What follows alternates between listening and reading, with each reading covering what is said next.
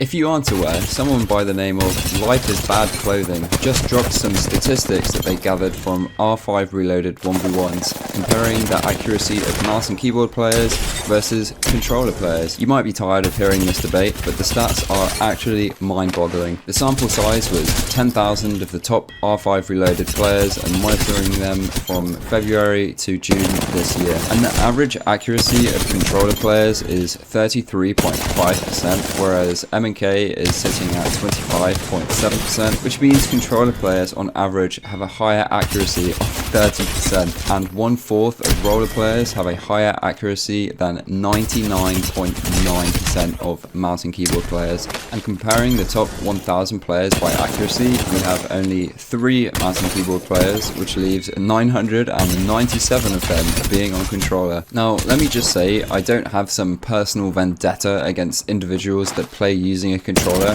but goddamn, that is quite a large advantage. So with my zero experience of Apex using controller, I decided to see what it was like myself. I feel absolutely lost in the sauce picking up a controller, and I just hate how the input feels, but that's probably just because I'm way more used to mouse and keyboard. But after a few fights, I was seeing and feeling how busted 0.4 aim assist was. It kind of feels like most of the work is just bringing the crosshair to the target, and for the rest, the aim assist is guiding my aim with 0 millisecond response time.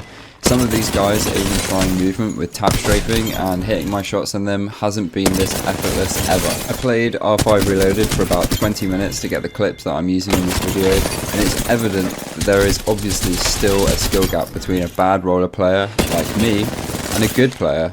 But the barrier of entry is just so unbelievably low that even a complete pleb like me could roll some higher skilled mouse and keyboard players. Aim assist is never going to get nerfed, and there's always whispers of it, but EA and Respawn would simply lose out too much money if they touched it. The large majority of the player base just wouldn't enjoy the game anymore, and I'm not even making this video with the intent to add fuel to the fire of trying to get aim assist nerfed, but I think it's something important to be aware of. As a mouse and keyboard player, you're never going to improve at the rate of a controller player unless the gap of skill between the two individuals is astronomical, but that shouldn't demotivate you to try and improve and compete with them.